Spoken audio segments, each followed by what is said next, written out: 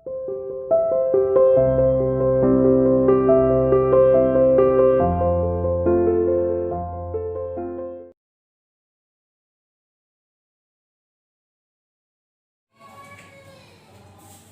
students, welcome to CR International School online classes.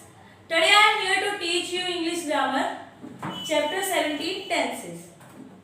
बेटा जैसा कि आपको पता है कि हमारा चैप्टर 17 टेंसेस का हमने स्टार्ट किया था।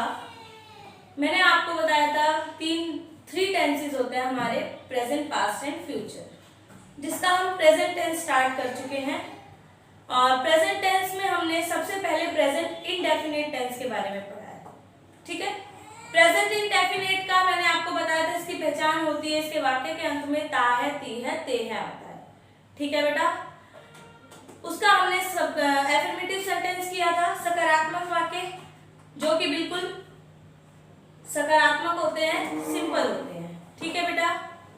उसके बाद कल हमने पढ़ा इसका नेगेटिव सेंटेंस, ठीक है, नकारात्मक वाक्य। नकारात्मक, इसके वर्ड से ही पता चल रहा है, बोलने से ही पता चल रहा है कि ये नहीं वाले वाक्य होते हैं, जिनमें नहीं आता है, ठीक है बेटा। मैंने आपको नेगेटिव सेंटेंस में बताया था हेल्पिंग वर्ब का यूज होता है ना। हेल्पिंग वर्ब कौन सी यूज होती है बेटा?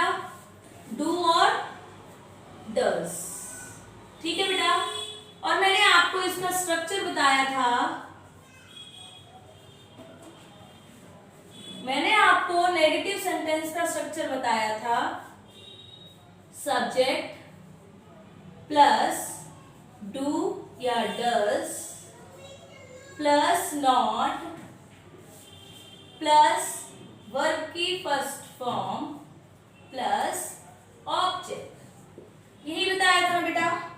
सबसे पहले नेगेटिव सेंटेंस में सब्जेक्ट आता है, उसके बाद डू या डज लगता है, फिर नॉट लगता है, उसके बाद वर्ब की फर्स्ट फॉर्म आती है और फिर ऑब्जेक्ट आता है। क्लियर? ठीक है बेटा। एक एग्जांपल देखिए बेटा, देखिए बेटा, हमने एफर्मेटिव सेंटेंस में पढ़ा था वह खाता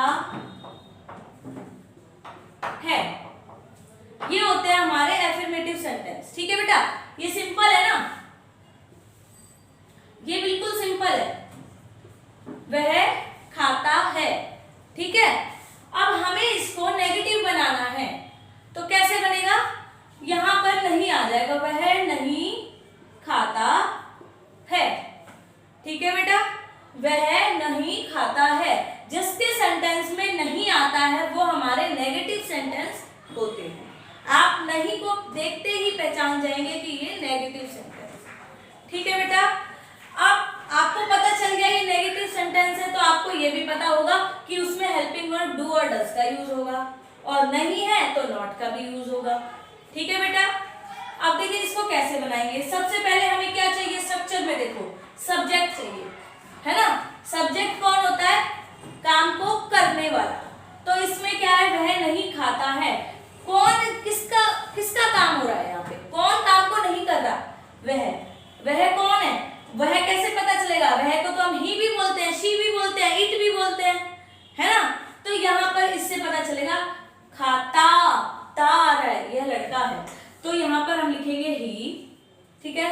इसके बाद हमने बोला डू और डज का यूज होगा, तो ही के साथ मैंने आपको बताया था, ही, शी, इट के साथ, सिंगुलर पर्सन के साथ आपको डज का यूज करना है, ही डज। फिर आपको प्लस क्या करना है? नॉट का यूज करना है, ही डज नॉट। उसके बाद आपको वर्ब की फर्स्ट फॉर्म, वर्ब क्या हो रही है इसमें? क्रिया क्या है?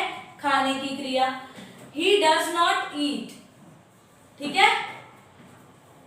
फिर क्या है? ऑब्जेक्ट। ऑब्जेक्ट हमारा कुछ है ही नहीं यहाँ पे सिर्फ बोला है उसने वह नहीं खाता है, ठीक है। क्या नहीं खाता हमें नहीं पता, तो ऑब्जेक्ट नहीं आएगा, यहाँ पर आएगा he does not eat, simple. Is that clear?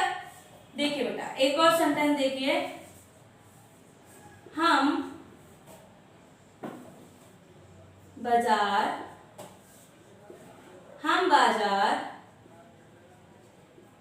नहीं जाते हैं, ठीक है बेटा।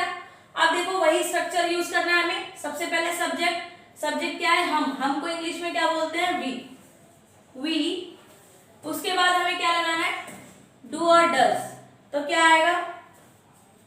हम के साथ क्या आएगा? वी के साथ डू। आई, वी, यू, दे और प्लूरल के साथ डू बताया था मैंने। उसके बाद हमें क्या लगाना है? नॉट। We do not. अब क्या आएगी? वर्ब की फर्स्ट फॉर्म, जाने की क्रिया हो रही है यहाँ पे, जाते हैं, जाने की क्रिया, फर्स्ट फॉर्म गो, गो हो जाएगी। ठीक है, कहाँ जा रहे हैं? ऑब्जेक्ट क्या है हमारा? जो जाने की क्रिया हो रही है वो कहाँ पर हो रही है? बाजार जा रहे हैं, तो गो के बाद टू मार्केट। ठीक है बेटा, जब गो होता है गो के साथ टू लगाया जाता है, जाने के काम में हम टू का यूज करते हैं। We do not go to market, हम बाजार नहीं जाते हैं। क्लियर बेटा, समझ में आ गया? मैंने आपको बेटा असाइनमेंट में 5 सेंटेंसेस दिए हैं नेगेटिव के, जिसे आपको अपने आप करने हैं रफ नोटबुक में। ठीक है बेटा, सभी बच्चे सबसे पहले स्ट्रक्चर को अच्छे से लर्न करेंगे कि इसका स्ट्रक्चर क्या है, कौन सी हेल्पिंग वर्ब यूज होगी, और उसके बाद ही अपने सेंटेंसेस को बनाएंगे। ठीक है बेटा, थैंक यू स्टूडेंट्स।